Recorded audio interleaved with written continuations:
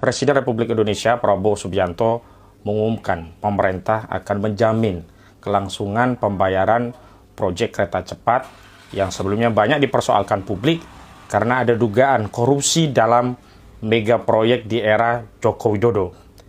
Sementara para pengamat, para kritikus di anti korupsi sudah mengindikasi bahwa proyek ini kemungkinan besar banyak melakukan korup. Di antaranya modusnya adalah adanya upaya untuk melakukan pembengkakan harga atau di proses cost of run. Juga markup dalam pengadaan barang dan jasa untuk melakukan pengerjaan proyek kereta cepat.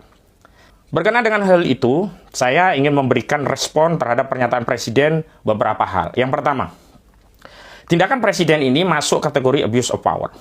Karena Presiden telah mengambil kewenangan melampaui kewenangan aparat penegak hukum. Dengan pernyataan Presiden ini seolah-olah tidak ada masalah, problemnya hanya pembayaran hutang.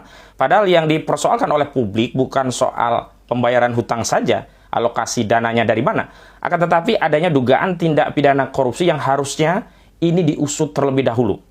Soal pembayaran cicilan utang itu soal yang berbeda, tetapi dugaan tindak pidana korupsi itu yang harus utama untuk diselidiki. Padahal KPK telah mengumumkan menyelidiki kasus ini.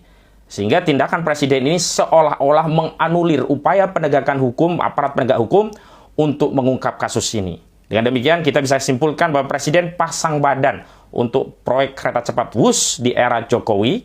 Dan dengan demikian Presiden telah mengabaikan asas-asas rule of law atau negara hukum, di mana berkaitan dengan kasus yang sedang dilakukan penyelidikan, kekuasaan eksekutif tidak boleh ikut campur, apalagi mengambil peran pasang badan. Dan dengan demikian itu akan menyebabkan secara psikologi aparat penegak hukum tidak akan berani menyelidiki kasus ini.